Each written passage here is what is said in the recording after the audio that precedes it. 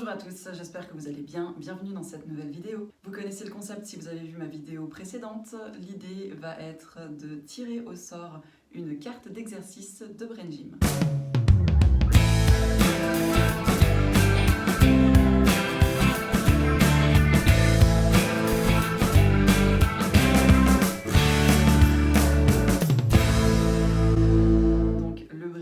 C'est l'idée de travailler avec 26 mouvements au niveau du corps qui ont des correspondances plutôt énergétiques, mentales ou physiques et qui vont aider à améliorer le transit d'informations au niveau cérébral et l'équilibre corps-esprit. Comme expliqué lors de ma précédente vidéo, il y a 3 catégories d'exercices. Vous avez les exercices qui traversent la ligne médiane, vous avez les exercices d'étirement et vous avez les exercices énergétiques. Aujourd'hui, on va tirer au sort un de ces 3 exercices. J'ai choisi de partir sur un exercice de croisement de la ligne médiane pour varier. J'ai donc uniquement sélectionné les cartes de couleur jaune. Je vais vous expliquer un peu plus en détail maintenant exclusivement cette catégorie. Les croisements de la ligne médiane vont permettre de travailler avec le cerveau et les 2 hémisphères. On sait aujourd'hui que parler de cerveau droite et de cerveau gauche n'a plus énormément de sens. Parce qu'on sait aujourd'hui que notre cerveau gauche, qu'on va appeler le cerveau analytique, va nous permettre de gérer le côté droite du corps et va traiter de tout ce qui est plutôt calcul, analyse, logique. Le cerveau droit, ou cerveau gestalt, va être notre cerveau un peu plus créatif, féminin. Il va aller traiter tout ce qui demande de l'imagination. Le cerveau gauche est un peu plus yang, le cerveau droit est un peu plus yin. Par contre, on sait aujourd'hui que certaines informations peuvent être traitées et analysées dans différents endroits du cerveau. Mais pour rester dans une logique Brain Gym et quelque chose de très symbolique, on va partir sur cerveau gauche et cerveau droit dans l'idée d'avoir vraiment 2 hémisphères qui ont besoin de toute façon de travailler ensemble et qui vont permettre la synchronisation du côté gauche et du côté droit du corps. La parole qui est traitée du côté gauche, par exemple, va être la parole plutôt réfléchie. La parole traitée du côté droit, par exemple, va être plutôt « qu'est-ce que j'imagine avant de parler ?» Quelles sont mes idées, mes pensées, comment c'est traité avant de pouvoir m'exprimer. Beaucoup de choses vont déjà se passer en arrière-plan. Il faut que je pense à ce que je veux dire. Il faut que je pense à la manière dont je veux le dire. Il faut que j'ai la mémoire suffisante pour pouvoir aller chercher mes mots par rapport aux références mentales que j'ai déjà. Et tout ça, ça va aller activer différentes parties du cerveau. D'où l'importance du Brain Gym et de reconnecter les 2 hémisphères pour avoir justement ce passage d'informations qui se fait correctement entre toutes les parties du cerveau, entre l'hémisphère gauche et l'hémisphère droit, et entre nos 3 cerveaux, dont j'ai déjà parlé un petit peu dans une autre vidéo aussi, qui est le cerveau reptilien, limbique et le cortex. Pour expliquer rapidement, le cerveau reptilien est ce qu'on appelle le cerveau primitif. Il va gérer nos réflexes de survie, comme la fuite, le combat ou le fait de faire le mort. Le cerveau limbique va traiter les informations au niveau émotionnel et le cortex va être tout ce qui est analytique, mental. Je vous ai déjà fait la petite histoire du serpent. Certains la connaissent déjà. Pour les autres, je vous la re-raconte. Si vous marchez dans la forêt et que tout d'un coup, vous croisez quelque chose par terre qui ressemble à un serpent, vous allez avoir un réflexe tout de suite de faire un bond en arrière ou de rester figé si dans votre mémoire vous avez ça en stock. Mais partons du fait que vous n'aviez jamais rencontré de serpent auparavant. Votre cerveau sait que c'est potentiellement mortel et potentiellement dangereux, donc vous faites un bond en arrière. La fuite. Vous n'allez pas commencer à combattre le serpent qui est par terre. Quoique. À ce niveau-là, on va parler de la fuite. Donc vous faites ce bond en arrière.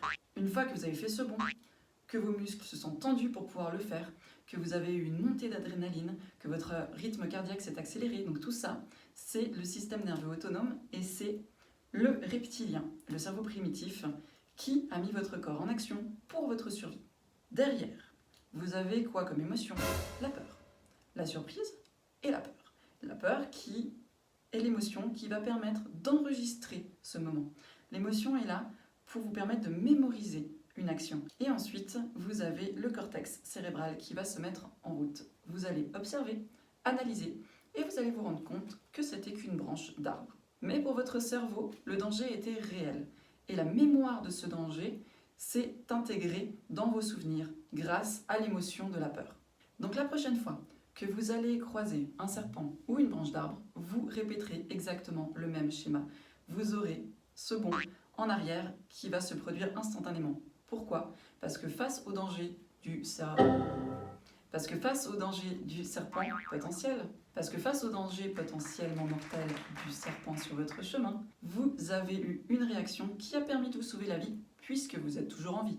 Donc votre cerveau, pour lui, c'est une réussite. Et comme il est partisan du moindre effort et qu'il n'irait pas chercher une autre réaction puisque celle-ci a fonctionné, il va vous faire répéter à chaque fois la même action et la même réaction face au même danger.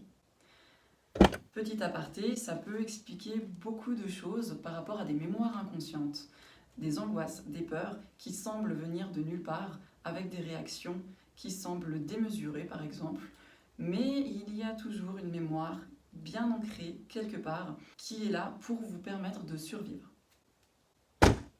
Aparté terminé. Revenons au serpent. Une fois avoir observé que c'était une branche d'arbre, il y a eu une réaction, c'est-à-dire que vos yeux ont vu quelque chose. Mais avant que l'information visuelle soit montée au cortex, vous avez déjà eu une réaction d'évitement et de fuite. Ça veut bien dire que le cerveau de la survie, même s'il est beaucoup plus petit, est celui qui va prédominer face à un danger potentiellement mortel. Votre mental s'est coupé. Votre émotionnel est venu s'ajouter au primitif. Le limbique et le reptilien ont travaillé ensemble pour votre survie et pour garder en mémoire votre réaction qui vous a permis de rester en vie. Le mental a été squeezé. C'est pour ça que lors d'une réaction de peur intense, on n'est plus capable de réfléchir parce que la priorité, c'est pas d'analyser ce qui se passe, mais c'est bien de survivre. Lorsqu'on est submergé par ces peurs, on peut avoir des problèmes de coordination. Quelqu'un de très angoissé n'aura pas forcément le plein potentiel, le plein accès à son mental ou à son cortex. Ça ne veut pas dire que cette personne est moins intelligente qu'une autre. Ça veut simplement dire que l'information a de la peine à circuler parce qu'elle reste bloquée au niveau de la survie pour X explications. Ces exercices-là vont permettre de faire circuler plus librement l'information et d'avoir accès plus rapidement, plus facilement à son cortex. Ce qui va permettre de calmer un peu le reptilien et le réflexe de survie en allant lui dire « Ok, tout va bien ». Donc maintenant vous comprenez pourquoi on dit que ces mouvements de la ligne médiane vont permettre à penser plus clairement, à avoir une meilleure capacité de communication, à avoir une meilleure gestion de la coordination et d'accéder à son plein potentiel. Il existe 10 exercices qui permettent de travailler cette coordination et cette ligne médiane. Alors, on va faire comme la dernière fois, je vais tirer au sort un des exercices et je vais vous le présenter. On va prendre au hasard celui-ci. Les roulements du cou. La petite image. Je vous montre d'abord l'exercice et si vous voulez le faire derrière votre écran pendant que je vous donne les explications, ça peut être une idée également.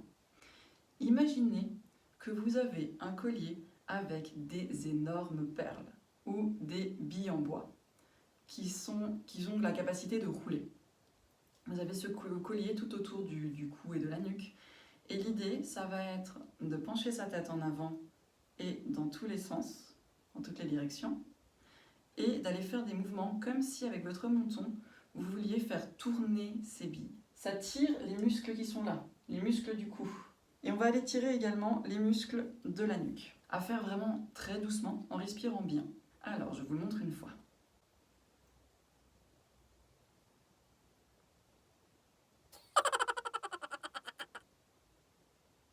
Si vous avez mal, vous n'allez pas plus loin. Si votre corps vous le permet, vous pouvez aller tourner encore ici. Et on descend. On respire bien à chaque fois, on le fait doucement. Encore une fois, si ça vous fait mal, vous n'allez pas plus loin. Et si vous pouvez tirer encore, vous pouvez y aller. Cet exercice, vous pouvez le faire debout ou assis. Il va permettre de décontracter donc les muscles du cou et de la nuque, ce qui va permettre également d'ouvrir cette zone-là d'un point de vue énergétique. Au niveau des chakras, on a le chakra de la gorge qui se situe ici, qui est relié à l'expression et à la communication. Donc de détendre aussi cette zone-là va avoir une action énergétique de toute manière. Donc l'idée c'est vraiment de laisser tomber sa tête et de faire des roulements. On peut le faire également la tête en arrière, du moment où vous n'avez pas de douleur. Encore une fois, j'insiste, restez bien sur un ressenti au niveau du corps. Ce serait dommage de se faire mal avec cet exercice-là. Si vous ressentez des tensions particulières, posez-vous sur votre respiration. Si j'inspire avec le nez et que j'expire avec la bouche, mâchoire détendue,